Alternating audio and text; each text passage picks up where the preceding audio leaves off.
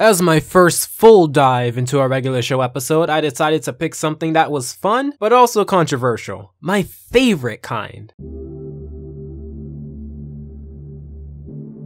Eyo, what is up everyone? It is the ALPHAJ of the ALPHAJ Show, and let's talk regular show. I have talked about it once, in a pretty interesting scenes like this, and I planned to talk about it before, but other episodes came up, so I'm really glad that you guys voted for this in a community poll. It shows me what you guys are interested in, so make sure to vote in those polls. There's going to be one once this video comes out, or when the next community voted review comes out, so make sure to check that out. So the episode starts off with a confrontation between Mordecai, Rigby, and Benson, which isn't uncommon. Upon hearing that it's payday, Mordecai brings up that being paid in a sandwich bag is degrading, considering other people get checks. Benson would counter people like Skips receiving checks by claiming that Skips has a 401k and a bank account, and drive away, not really wanting to hear their complaints. This is a really good way to set up the fact that Mordecai and Rigby aren't really that respected, and considering this is season 2, they have a long way to go. When you consider where this show ends up, they add icing to the cake in the next scene where these kids crash through the duo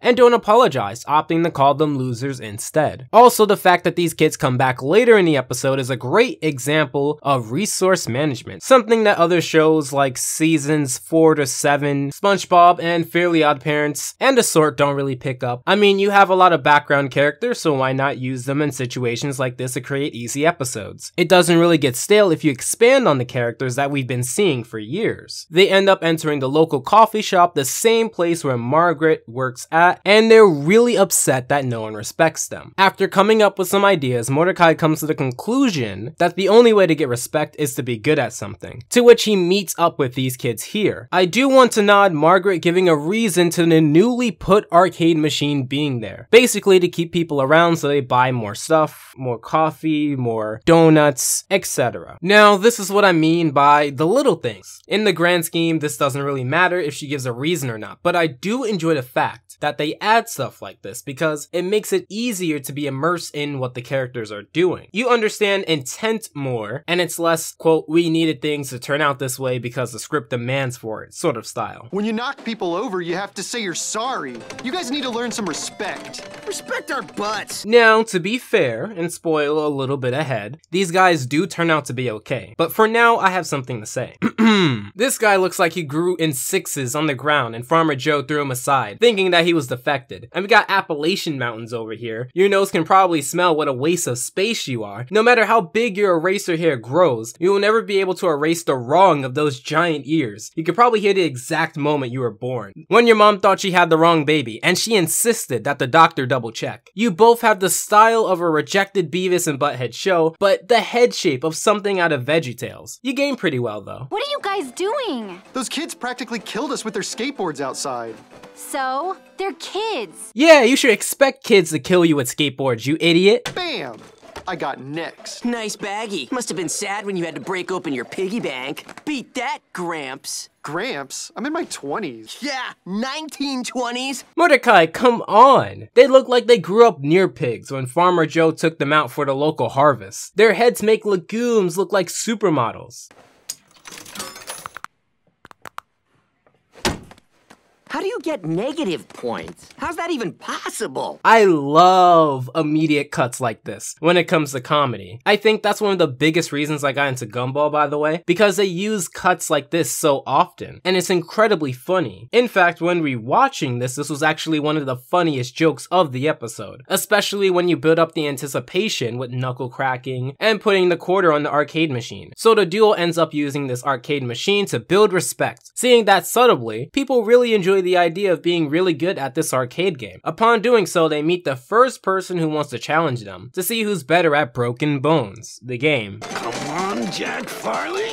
Oh, dang it! Land the bike! There's always the next ramp! Jeez, you're way too greedy, dude. Well, with losing, Jack here gives Mordecai his card, which symbolizes the respect for both of them. And they see there is some potential in getting really good at this game and thus pursue it. Benson calls them, wanting them to clean the bathrooms, and they have to weigh in, going back to a job where their boss doesn't really respect them all that much. Or the alternative to that would be putting all into this game to get respect from the locals. They obviously choose the latter. Now I gotta say, review reviewing this episode around this time is pretty interesting. Not for the quote not so topical reference, but the fact that this episode is very close to my other review, Grand Theft Ireland, King of the Hill, to which it wrote an episode from the perspective of someone who did not grow up with video games getting attached to them, whereas here this episode was written from the perspective of someone who grew up with video games and already liked them. And I do think that both perspectives work for both times and stories that they wanted to tell, especially considering that both get attached to video games because of the perceived joy or respect that it brings them. They use video games as a means to get to another place, whether it's respected or high on a leaderboard. I guess if we really wanted to pick at this, you could say that both episodes portray the gamer aspect as a lazy person using the easiest thing to garner respect, but I really wouldn't look too deeply into that or take it to heart. Oh, and this episode actually cares about interfaces and showing the game accurately, even when the focus isn't on the game in the shot, for the most part anyway. There are some times where they mess it up as well. Also, I would be skeptical too if two guys approach me and one put a quarter down above the player 1 button and it disappeared. So as the montage of them getting respect happens while beating up people in Broken Bones to the song of Hangin' Tough by New Kids on the Block plays, it dawns on me. Mordecai said earlier that he did not play the game until he challenged these cucumber kids. Now you could chalk up this crunched and escalated pace to the fact that the show only has 11 minutes and it's a cartoon, therefore you should expect at least some form of exaggeration, especially because regular show as a whole isn't necessarily realistic. This is a valid piece of criticism. However, you could have easily shown some day and night shots, them blowing off Benson more times to show that days have gone by, instead of the thought that these kids enter the shop to play, they beat Mordecai and Rigby, they leave, and for all I know, they could just be standing outside the coffee shop in a T-pose, waiting for their cue to come back in to lose to Mordecai and Rigby later that evening, that same evening. That time passing could have really smoothed out some edges is all I'm saying, when it comes to the pacing. Whoa, you guys are really good.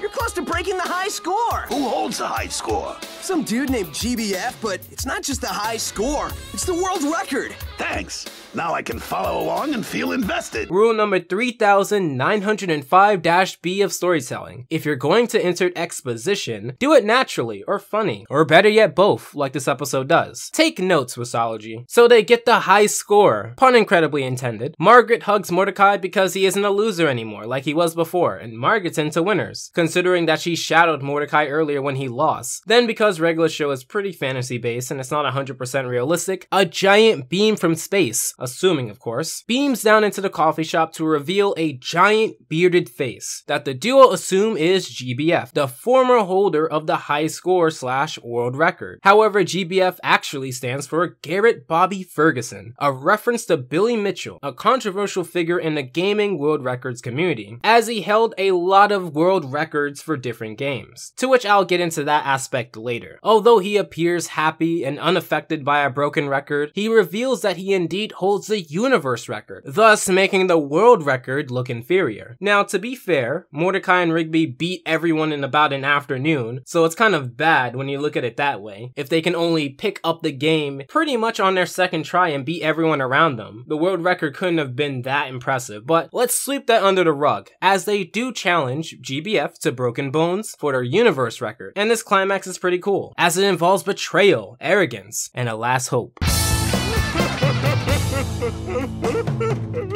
Dude, why you crying, dude? So you're asking us to throw the game? Please, the universe record is all I have. We'll let you have it. Thank you for being so dumb.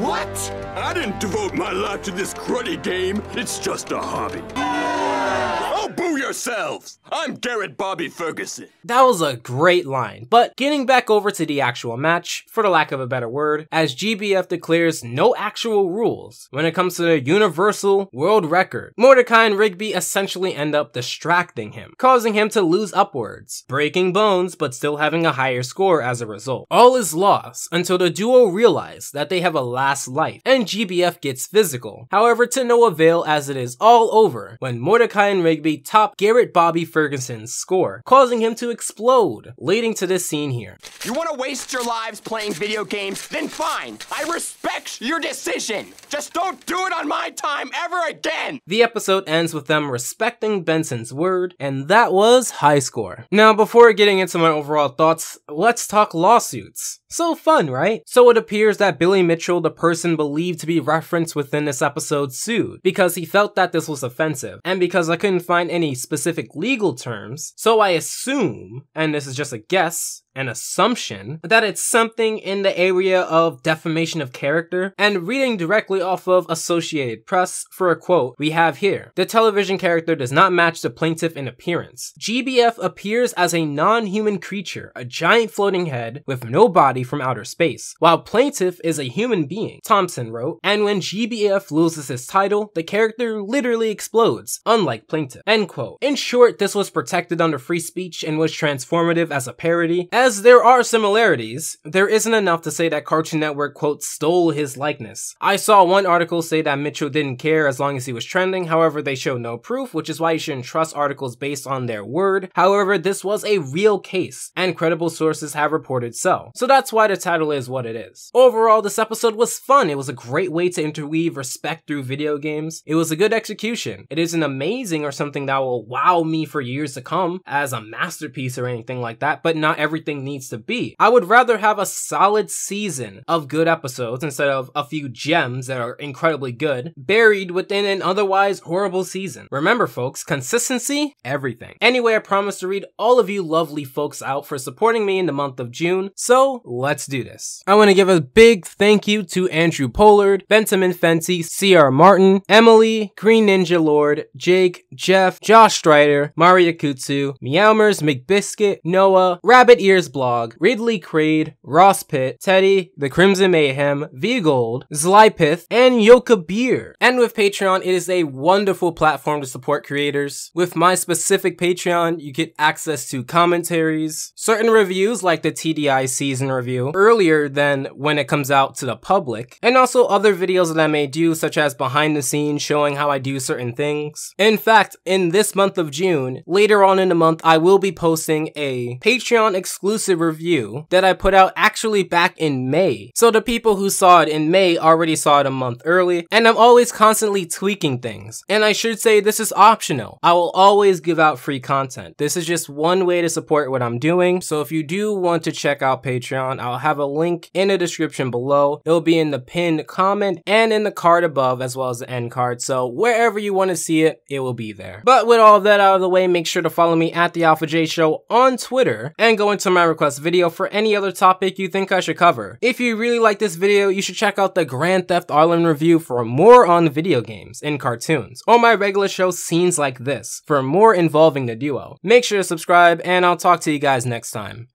I hope your time was well spent, and Alpha out.